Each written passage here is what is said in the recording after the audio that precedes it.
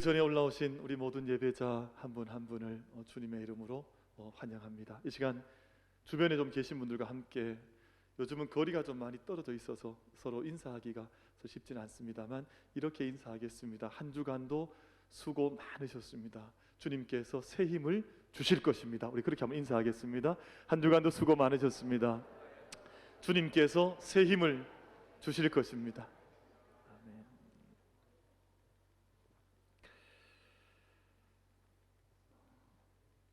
대림절 두 번째 주일 저희가 함께 이제 보내면서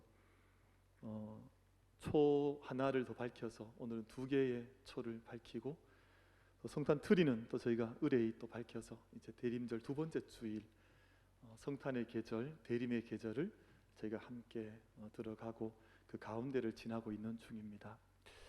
여러분, 1년 중에 어떤 계절을 가장 좋아하세요? 저희가 우리 한국은, 우리나라는 사계절이 대단히 뚜렷한 나라인데 봄, 여름, 가을, 겨울 중에 여러분 어떤 계절을 가장 좋아하세요? 겨울을 가장 좋아해요. 정답을 미리 말씀하신 것 같습니다. 저는 오늘 이 계절에 대한 말씀을 좀 이제 묵상을 하고, 오늘 말씀 전체의 가장 중요한 주제어는 계절입니다. 계절, 그 시즌이라고 하는 계절인데, 오늘 구원의 계절, 또 성탄의 계절, 우리 성탄의 계절은 구원의 계절입니다 라는 이 주제를 좀 마음속에 좀 담아 보려고 합니다. 그래서 앞으로는 어느 계절을 가장 좋아하세요? 이렇게 물을 때 어느 계절을 좋아하신다 그래야 되겠습니까? 구원의 계절을 좋아합니다. 오늘 겨울도 저희가 다 좋고, 저는 살아보니까 모든 계절이 다 좋은 것 같아요. 봄은 또 봄대로, 또 여름은 또 여름 지나보니까 여름이 또 얼마나 또 귀하다. 가을은 요즘 저는 막 가을, 제가 추남이 되어버렸습니다. 그래서 정말 가을 또 지내보니까 가을도 너무너무 좋고, 또 겨울은 또 구원의 계절, 성탄의 계절을 저희가 함께 이제 걷게 되었습니다. 대림이라고 하는 말은 예전엔 대강절 이렇게 했는데, 그 강자가 내릴 강자거든요. 그러니까 내려오심을 기다린다. 그런데 그 한국 교회가 오랫동안 이 단어를 이제 영어에서는 어드벤트라는 말을 쓰는데, 이 말이 이후에는 좀 바뀌어서 대강이라고 말하지 않고 대강하니까 대강절을 대강 보내는가 봐요. 그래서 그렇게 하면 안 되겠다 이게. 그래서 대림, 훨씬 더 좀 성경적이에요. 왜냐하면 오신다는 뜻이거든요. 우리 가운데 오시는 주님을 기다린다. 그래서 2000년 전에 이미 오셨던 아기 예수님을 기뻐하고 기억하는 절기요.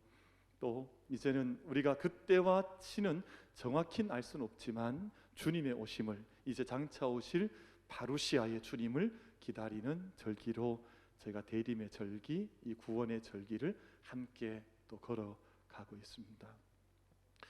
대림의 절기 이야기를 하고 성탄절 이야기를 하면 저도 참 할 이야기가 정말 많습니다. 어릴 때부터 거쳐왔던, 제가 학교를 좋은 학교 나왔거든요. 주일학교 출신입니다.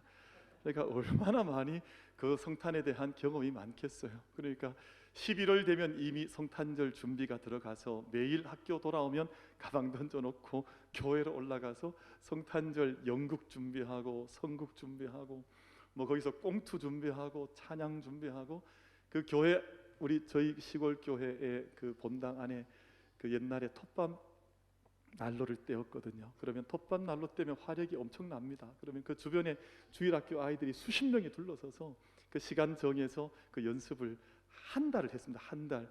요즘 애들 보면 좀 불쌍한 것 같아요. 아니, 요즘은 겨울에도 방학이 없잖아요. 성탄절이 되어도 방학을 하지 않으니까 이게 뭐 세상이 더 좋아진 건지 나빠진 건지 판가름 잘 나진 않지만, 그래도 저희들은 어릴 때 성탄의 추억, 성탄의 기억, 그 시즌에 대한 그 느낌을 가슴으로 받아서 기억을 하고 있지 않습니까? 어떤 분들은 성탄에 대한 기억들 하면 성탄 새벽송도 오신 것, 아니면 옛날에 책 읽으셨던 것들. 저도 책을 기억해 보니까 안데르센의 성냥팔이 소녀, 좀 슬픈 이야기이긴 하지만 성탄의 의미가 무엇인지를 잘 가르쳐 주었던, 차가운 도시 한복판에서 성냥불을 밤새 밝히다가 그 목숨을 이제 끝낸 어린 소녀의 슬픈 이야기가 성탄 시즌에 있는 것은, 그 이야기를 통해 성탄이 갖는 의미가 무엇인지를 밝히려고 했던 저자의 의도가 있겠죠. 찰스 디킨스의 크리스마스 캐롤의 주인공, 어릴 때 참 이 사람 생각 많이 했었는데요, 스크루지 영감님. 그 구두쇠 스크루지 영감. 아마 저희가 성탄절 보내면서 대림절 보내면서 다양한 기억들이 우리 마음속에 오가고 생각날지도 모르겠습니다만 오늘 가장 중요한 단어 한 가지를 좀 말씀을 드리려고 합니다. 그것이 바로 구원이라는 단어입니다. 여러분, 저희가 대림절을 보냈다, 또 성탄절을 보냈는데 구원에 대한 곱씹음, 또 구원에 대한 깊은 묵상, 또 구원에 대한 감격과 구원의 계절을 내가 걷고 있다고 하는 믿음의 감격이 없다면 아마 성탄절을 잘 보내지 못했다, 이렇게 봐도 될 것 같아요. 성탄이 오면 스키를 타러 가고, 성탄이 오면 뭐 선물을 주고받고, 우리가 쇼핑을 다니고, 이건 세상 속에 사는 일이지만 정말 믿음 안에 있는 사람들의 가장 중요한 주제는 그것이 구원이라는 그 주제, 구원이라는 핵심에 우리 시선이 머물러야 할 필요가 있습니다. 왜냐하면 예수님께서 이 땅에 오신 구원의 연대기, 그 구원의 크로놀로지를 마태복음 1장에 써내려가면서 아브라함으로부터 예수님의 계보에 이르기까지 14대 내려와 예수님에 이르게 되는데, 예수님이 태어나신 직후 예수님의 탄생을 알리면서 마태복음 1장 21절 말씀에서는 예수님의 오심의 의미를 이렇게 말씀을 들려주시고 있습니다. 아들을 낳으리니 이름을 예수라 하라.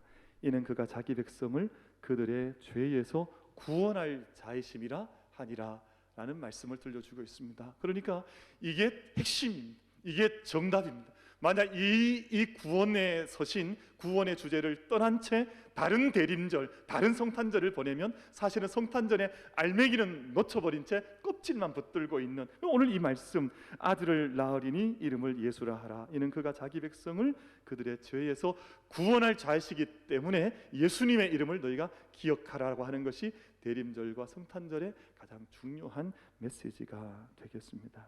그래서 오늘 이 문장을 꼭 기억하시면 좋겠습니다. 이 말씀을 꼭 기억하시면 좋겠는데요, 성탄의 계절은 곧 구원의 계절이라 하는 이 메시지를 마음속에 좀 따뜻하게 좀 담으시면 좋겠습니다. 성탄의 계절은 구원의 계절이다 라는 것입니다. 구원이 뭐냐? 이 구원은 저희가 다 알고 있습니다. 구원은 그 10원 바로 밑에 뭐 옛날에 그런 농담들 많이 했잖아요. 근데 좀 그냥 혹여나 좀 피곤하실까 싶어서 말씀을 드렸고, 구원은 영어에서는 salvation이라고 표현을 하고요. 그리고 그 한문을 보면 구하다 하는 그 구자를 쓰고요. 그리고 원자라고 하는 말의 의미는 당겨내다는 뜻입니다. 그러니까 수렁에서 당겨내고, 죄에서 당겨내고, 세상에 있는 세상의 깊고 깊은 어둠의 그림자 속에서 끄집어내서 빛 가운데로 인도한다고 하는 의미를 구원이라고 하는 말이 담고 있는데, 영어에서는 save 혹은 redeem이라는 말을 써서 구원을 표현하는데, 우리 그리스도, 우리 주님에 대한 관점에서 구원을 이야기할 때는 redeem이라고 하는 말을 쓰는 것이 합당할 것이라고 봅니다. 왜냐하면 이 말은 다시 되산다, 다시 잃었던 것을 값진 생명을 주고 내가 다시 얻는다고 하는 의미를 가지고 있기 때문에 redeem이라고 하는 말을 우리가 사용할 수 있을 것입니다.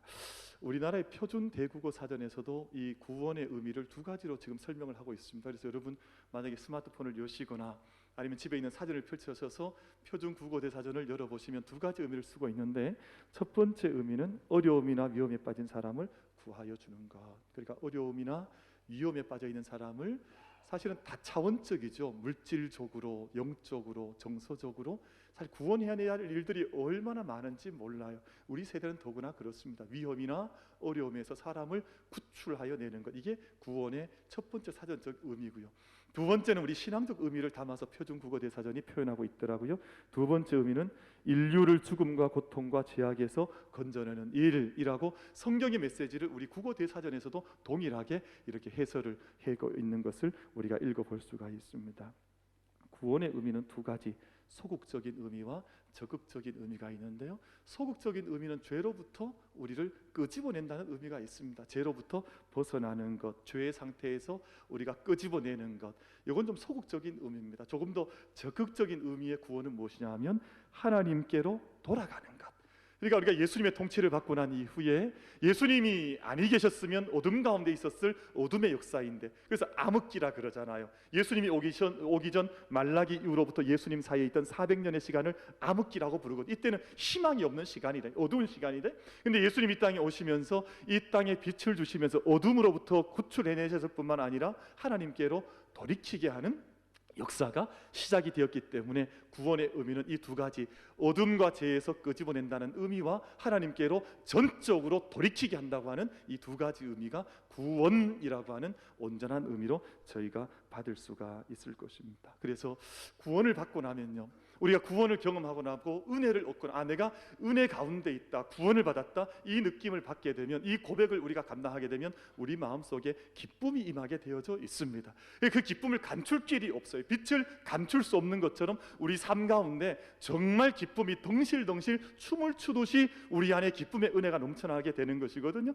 성경의 사람들은 막 이 옥합을 깨뜨리기도 하고 예수님을 생명 다 집어 던지고 예수님을 따라가기도 하고, 그게 다 기쁨의 표현이거든요.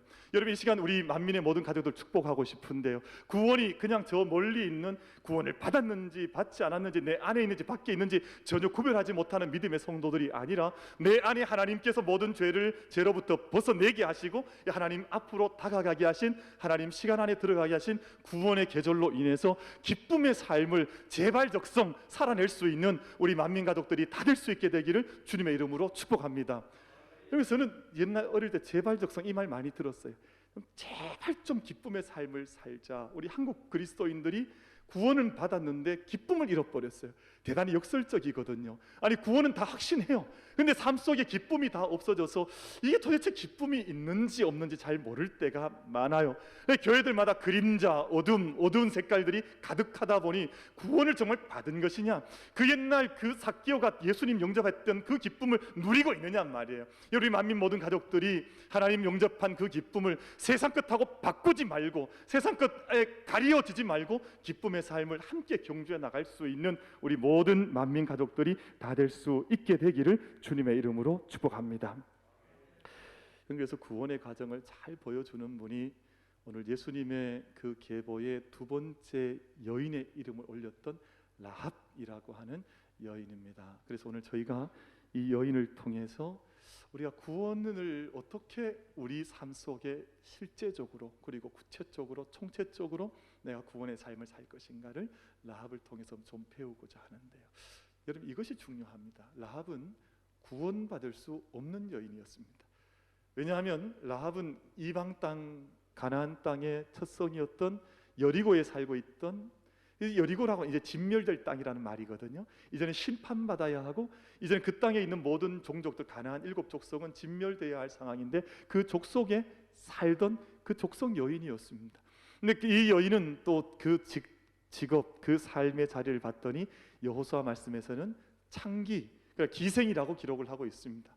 모든 사람들에게 손가락질 받고 있던 여리고성의 끝자락 절벽 위 언덕 위에 살고 있던 여인이었으니까 사람들로부터 소외되어 있던 사람인데요, 자기 힘으로서는 아무런 구원을 받을 수 있는 희망이 없던 그런 여인이었는데, 성경은 이 여인을 예수님의 계보에 넣어버렸습니다. 성경은 이 여인을, 야고보서에 보면 이 여인을 믿음의 여인에 확실하게 그 이름을 탁 넣어버렸습니다. 히브리서 11장에 보면 이 여인의 이름이, 믿음의 사람들의 위대한 계보에 이 여인의 이름이 거기에도 올라 있습니다. 그러니까 사실은 이 여인은 요즘 트리플 악셀이라 그럽니까? 공중 높이에서 세 바퀴 확 돌고 높은 어떤 기회를 보여주는 것처럼, 성경에 사실은 마태복음의 예수님의 족보에, 히브리서의 믿음의 사람들의 족보에, 그리고 야고보서에 있는 믿음의 행함의 족보에도 이 여인의 이름이 올라가 버렸습니다. 그러니까 얼마나 이 구원받을 수 없는 삶의 자리에서 구원을 이루어내었던 한 여인의 이름이 바로 라합이어서, 오늘 그 여인에게 어떤 과정, 어떤 일들을 통해 구원의 이름에 이 여인의 이름이 올라갔는지를 함께 묵상하고자 하는데요, 그럼 첫 번째는 저희가 너무 잘 알고 있는 단어입니다. 너무나 익숙한 단어인데 그 단어를 좀 소개하고자 합니다. 라합이라고 하는 여인은 가나안 땅에 들어왔던 정탐들을 영접한 여인이었습니다. 그럼 다시 말하면 이스라엘 백성들이 가나안 땅에 들어오는데 마중물 역할을 했던 첫 번 여인, 우리 교회 루디아라고 하는 전도대가 있습니다만, 루디아가 유럽 안디옥이라고 하는 땅에서 처음 첫 성의 빌립보 성의 첫 구원받는 여인이 되었던 것처럼 오늘 라합이라고 하는 여인은 그 약속의 땅에 들어갈 때 이스라엘 백성들이 이 땅을 걸어 들어가는 그 자리에서 이 백성들을 영접했던 여인이었습니다. 그러니까 영접이라는 말이 얼마나 중요한지 몰라요. 모든 사람들이 백성들을 경계하거나 멀리하거나 배척하거나 전쟁을 벌이려고 할 때 자기의 가정 안으로 이 정탐꾼들을 영접하여서 자기 집안에 들였던 첫 번째 사람이 바로 라합이라고 하는 여인이었습니다. 히브리서 11장에 있는 라합에 관한 말씀을 잠시 제가 소개하는데요, 잘 들어보시면 좋겠습니다. 믿음으로 기생 라합은, 기생이라고 기록하고 있습니다. 구원받을 수 없을 것 같은, 이제는 믿음과는 거리가 먼 것 같은, 정말 인간적인 관점과 기준에서 보자면 이제는 정죄받아야 하고 심판받아야 할 것 같은데, 믿음으로 기생 라합은, 성경은 분명하게 그의 직업을 밝히면서 말씀하기를 정탐꾼을 평안히 영접하였으므로 순종하지 아니한 자와 함께 멸망하지 아니하였도다. 이것이 히브리서 11장에 기록된 라합의 행적에 대한 소개 말씀입니다. 하나님 앞에서 순종하지 않는 자들과 함께 멸망하지 아니하고 정탐꾼을 평안히 영접함으로 믿음의 자리에, 구원의 자리에 이 여인이 서게 되었습니다. 여러분, 왜 영접했을까? 오늘 저희가 읽으셨던 이제 여호수아 오늘 읽으신 2장 안에 9절, 10절, 11절 안에 이 영접하게 된 세 가지 이유가 이제 기록이 한 가지씩, 세 가지 기록이 되어져 있어서 그 말씀을 좀 짧게 드리겠습니다. 여러분, 라합은 하나님께서 이 땅을 이스라엘에게 주신 것을 확실하게 안다고 9절에서 고백합니다. 여러분 9절 말씀 보시면 이렇게 기록이 되어져 있죠. 여호와께서 이 땅을 너희에게 주신 줄을 내가 아노라. 여러분, 아무도 몰랐습니다. 아무도 이제 이 일이 어떻게 진행될지 모를 때 믿음의 알매 이름의 한 믿음의 고백이 이 여인으로 하여금 이 정탐을 영접하게 했습니다. 그러니까 이 이스라엘 전체를 영접하게 된 것은 하나님께서 행하신 일을, 그 일을 알았던 한 여인의 믿음의 고백이 구원의 자리, 또 영접하는 자리까지 이 여인을 서게 한 것입니다. 그럼 10절 말씀 보시면 하나님께서 행하신 일을 이 여인이 들었다 했습니다. 아주 흥미로운 말씀인데요, 이렇게 말씀하지요. 하나님께서 홍해 물을 마르게 하신 것과 요단 저편에서 아모리 두 왕 시혼과 옥에게 행한 일을 들었노라 라고 고백하거든요. 하나님께서 무엇을 했는지 내가 지금 듣고 있노라. 여러분, 아마 이 여리고성 안에 있는 모든 사람들이 이 소문 다 들었을 것입니다. 근데 이 소문을 들었으나 영접한 사람은, 다른 사람들은 영접지 않았습니다. 영접의 길에 다가서질 못했습니다. 근데 오직 이 여인이 이 성에 들어오고자 하는 정탐들을 영접하여서 나는 하나님께서 무슨 일을 하실 것을 나는 알고 있노라, 난 하나님께서 행하신 일을 나는 듣고 있노라, 그 고백을 라합이 내어놓으며 이 사람들을 영접하는 것이죠. 그리고 이어지는 11절 말씀을 보면 옛날 성경에서는, 옛날 개역 성경에서는 상천하지 하나님은 유일하신 하나님, 그분밖에 안 계신다, 이 고백을 하는데요, 오늘 저희 11절 말씀을 보시면 너희 하나님 여호와는 위로는 하늘에서도 아래는 땅에서도 하나님이시니라. 하늘에서 오직 너희 하나님만이 참 하나님이시요 이 땅에서도 너희 하나님만이 참 하나님이라고 하는 이 고백을 이 라합이 지금 하고 있는 거예요. 이 신앙의 고백을 내어놓으며 이 백성들, 정탐꾼들을 영접하는 모습이 오늘 본문 말씀 속에 기록되어져 있습니다. 로마서 10장 9절과 10절 말씀이 대단히 중요한데요, 이 말씀을 영접의 관점에서 이 말씀을 잠시 소개하고 같이 읽어가려고 합니다. 제가 로마서 10장 9절 10절 말씀을 읽겠습니다. 내가 만일 내 입으로 예수를 주로 시인하며 또 하나님께서 그를 죽은 자 가운데에서 살리신 것을 내 마음에 믿으면 구원을 받으리라. 사람이 마음으로 믿어 의에 이르고 입으로 시인하여 구원에 이르느니라. 아멘. 여러분, 이것이 영접이에요. 내 마음속에 믿고 입으로 시인하여서 내가 그분이 내 삶 가운데 오셨다고 하는 것을 내 마음과 입술로 삶 전체로 받는 것, 내 안에 예수 그리스도께서 계심을, 내가 구주 예수 그리스도를 내 안에 영접하는 것을 나의 입술로, 나의 마음으로 믿고 입술로 시인하여서 구원에 이르는 것, 이것이 영접의 모습, 라합이 우리에게 보여주고 있는 모습입니다. 여러분, 저희가 이 성탄절을 보내면서 우리가 다시 한번 확인해야 될 지점은 내가 마음으로 정말 믿는가, 내가 입술로 내가 주님을 고백하고 있는가? 이 지점에서 여러분 우리의 구원의 자리를, 구원의 계절을 지나고 있는가를 함께 돌아볼 수 있는 우리 모든 만민 가족들 다 될 수 있게 되기를 주님의 이름으로 축복합니다. 그리고 한 가지 더 좀 나누고 싶은 말씀은 우리가 정말 영접하는 삶을 좀 살았으면 좋겠습니다. 예수님 내 안에 오시옵소서. 제가 주님을 나의 주님으로 고백하고 영접합니다. 내 마음으로, 나의 입술로, 내 삶 전체로 주님을 영접하는 삶을 살겠습니다. 이 삶을 좀 기쁨 가운데, 능력 가운데 감당해 나가는 것이죠. 여러분, 그런데 이 삶은 우리가 어떻게 연습할 수 있냐 하면 우리 실제로 우리 삶 일상 속에서 연습할 수가 있습니다. 우리가 만나는 한 사람 한 사람을 영접해 주는 거죠. 제가 이번 주간 한 글을 읽어 참 가슴이 따뜻해었던 글을 하나 읽었었는데, 아주 특별한 수능 도시락 뭐 이런 제목을 가진 글을 하나 읽었습니다. 어떤 서울의 그 볶음밥을 하는 어떤 가게 하는 주인이 이 학생을 위해서 이제 도시락을 싸줬다는 이야기인데요. 여러분, 이 아이의 엄마는 너무나 일이 많아 아이를 돌볼 수 없는 엄마였습니다. 그러니까 지난 상반기 때 코로나가 온 나라를 막 이렇게 덮칠 때 이상하게 아무도 손님이 없는데 어떤 여학생 하나가, 얼굴은 파리한데 왜소한 여학생 하나가 가게에 들어온 거예요. 그러니까 이 주인이 없는 손님 중에 얼마나 반가웠겠습니까? 그래서 볶음밥을 이렇게 해줬는데, 근데 이 학생이 그때만 온 것이 아니라 매일매일 오는 거예요. 매일매일 와서 점심을 이 식당에서 먹거나 혹은 저녁을 먹고 가는 거예요. 근데 나중에 알아보니까 이제 그 예술대학을 가려고 하는 고3 학생인데 엄마가 이 학생을 돌봐주지 못하는 거예요. 수능 날은 다가왔고 이제 도시락을 싸야 하는데 이 아이가 어떤 소망을 엄마한테 이야기했는고 하니, 엄마, 수능 시험 치러 가는데 그 가게 밥을 늘 1년 동안 먹었으니까 그 밥 먹으면 아마 점심 때 밥 먹고 시험 치는데 도움되지 않을까. 그래서 엄마가 이 가게를 찾아온 겁니다. 찾아와서 우리 딸이 이만해서 이렇게 도시락을 이제 부탁하려고 한다 그랬더니 이 주인이 뭐라 그러는 거 하니, 그래서 밥을 사가겠다는 건데 밥을 그렇게 엄마 아주머니 사갈 것이 아니라 수능날 아침에 6시에 우리 가게에 오시면 제가 그 아이 위해서 도시락을 준비해 놓을 테니까 그렇게 아이에게 밥을 좀 주시면 아이가 시험 보는데 힘을 얻지 않겠습니까?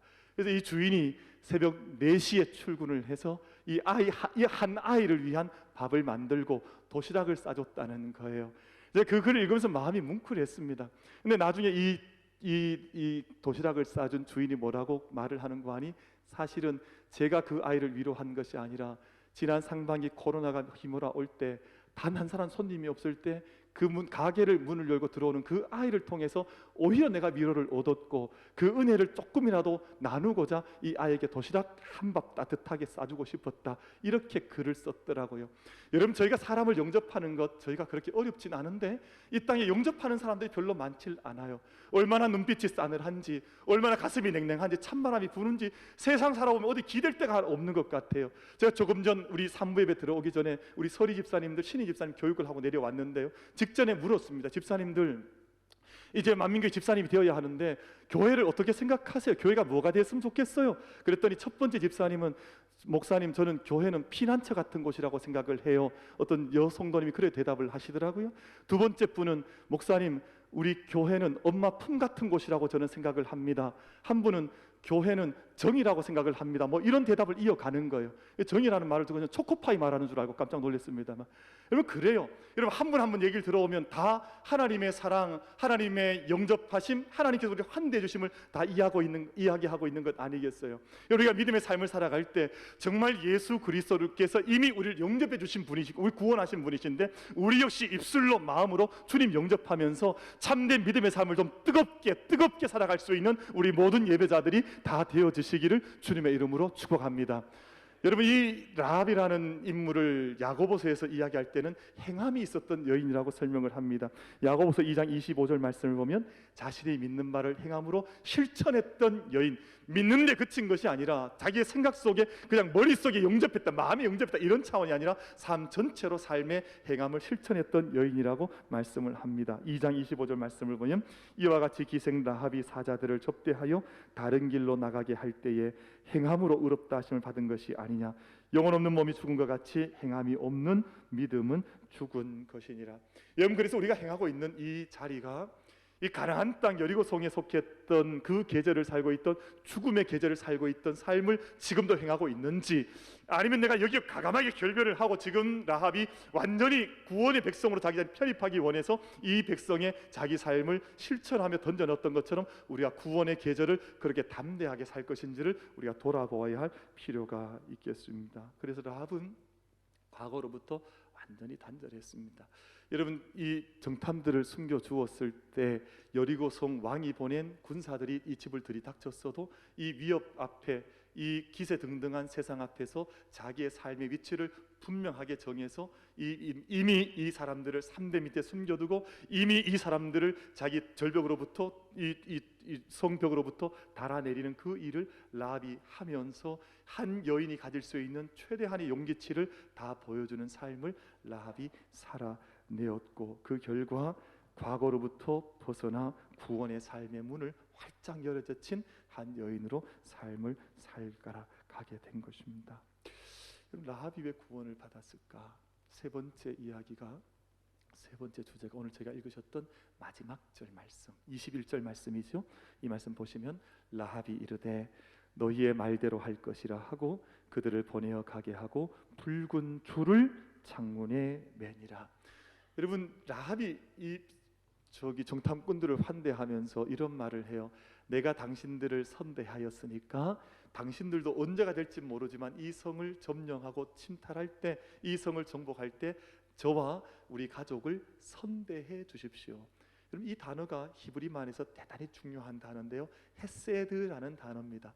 우리에게 당신들의 자비를, 하나님의 자비와 긍휼을 베풀어 주십시오라고 하는 그것을 강청을 하고 그 징표를 받죠. 그것이 바로 붉은 줄이라는 단어로 등장을 하는데, 그걸 자기 집 창문에 굳건하게 붙들어 매는 모습이 오늘 마지막 21절 말씀 속에 기록이 되어졌습니다.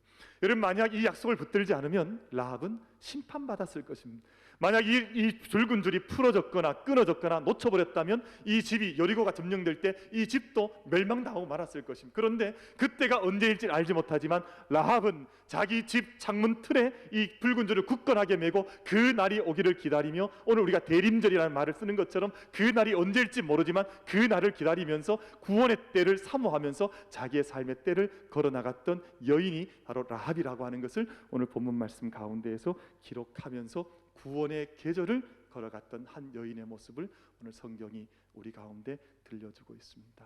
여러분, 1889년에 북간도에 세워졌던 한 마을이 명동촌이라고 하는 마을이었는데요, 여러분 잘 아실 것입니다. 이 마을은 그 시인 윤동주가 태어나서 자랐던 고향의 동네가 명동촌이었거든요. 근데 이 마을이 왜 세워졌냐 하면 이 나라를 다 빼앗겨 버리고 구원을 다 잃어버리고 이제는 종의 신세가 되어져 버린 이 민족을 구원하기 위해서 뜻있는 사람들이 함께 마음을 합한 것입니다.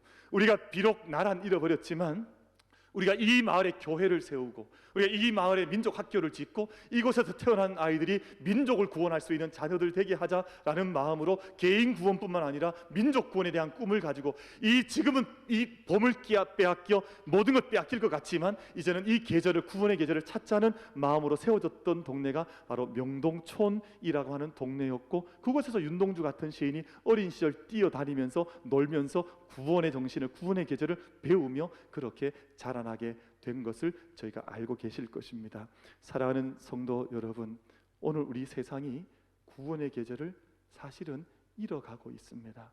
여러분, 세상 속의 모든 것들이 허물어져 가는 것 같고 이제는 정말 구원의 계절이 맞느냐, 성탄의 계절이 맞느냐, 이 혼돈 속에, 어둠 속에 빠져 있을 때 우리 만민 오늘 모든 예배자들께서 우리가 맞이하는 성탄의 계절은 구원의 계절이어야 하기에 내 자신의 개인 구원뿐만 아니라 이 땅에 구원의 계절이 오게 하리라 라는 그 믿음의 마음으로 오늘 믿음을 하나님 앞에서 받아 주님 앞에 영접하는 삶을 살고 믿음을 행하는 삶을 살고 소망의 끈을 붙들고 붉은 줄을 메었던 이 한 여인처럼 구원의 계절을 함께 앞당기며 누리며 이 구원의 계절을 함께 걸어갈 수 있는 우리 모든 예배자들이 다 될 수 있게 되기를 주님의 이름으로 축복합니다. 그렇지 않으면 구원의 계절을 뺏기는 거거든요. 죽음의 계절을 사는 것입니다. 회색 계절을 살아가는 것인데 우리가 참된 생명의 계절을, 구원의 계절을 함께 걸어갈 수 있게 되기를 바라면서 여러분 짧은 영상 하나를 좀 보려고 합니다. 이 영상을 보면서 조금 조용하고 조금 정적인 영상이지만 나는 정말 어떤 계절을 살아가고 있는가를 돌아보면서 생명의 계절, 구원의 계절을 위해서 기도하는 마음으로 잠시 참여하시면 좋겠습니다.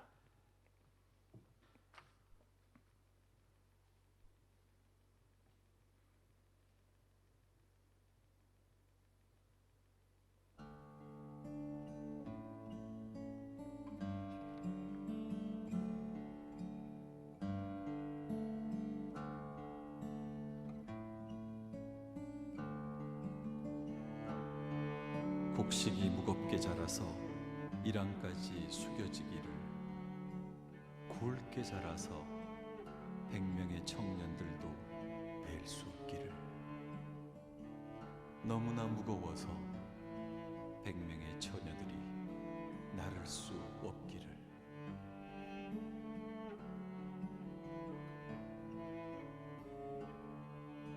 계절이 우릴 아름답게 하기를, 계절을 바꾸는 어떤 것도 사라지길, 계절이 우릴 포근히 감싸길, 계절을 빼앗는 어떤 것도 사라지길.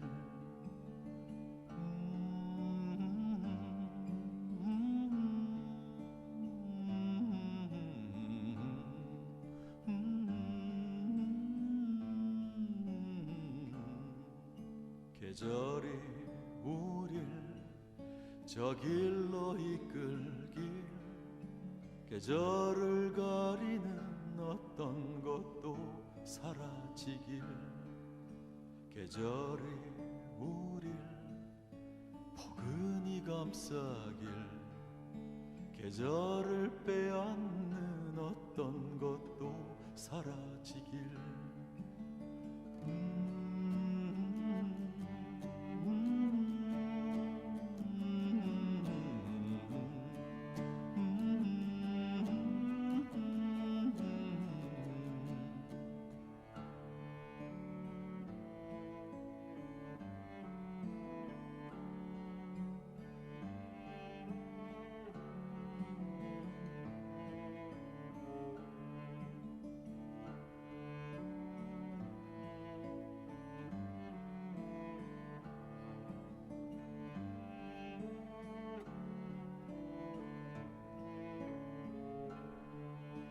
계절이 우릴 아름답게 하기를, 계절을 바꾸는 어떤 것도 사라지길, 계절이 우릴 포근히 감싸길, 계절을 빼앗는 어떤 것도 사라지길.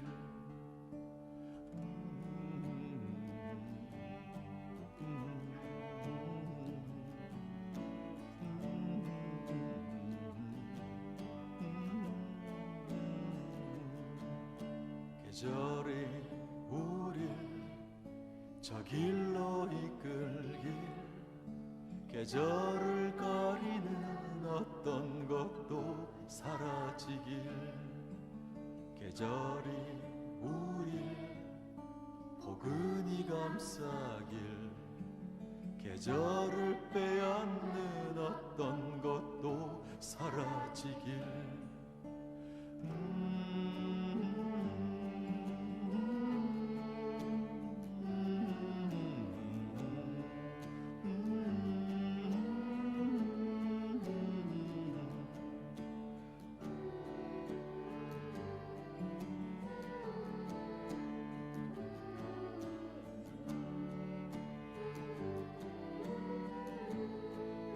아이들이 바라본 계절이 정직하기를, 어른들의 욕심으로 그 계절이 파괴되지 않기를, 끝없는 문명의 번식으로 저 아름다운 햇살이 그늘이 되지 않기를, 다만 우리들이 흘린 눈물로 이 세상이 구원되기를, 이 세상이 구원되기를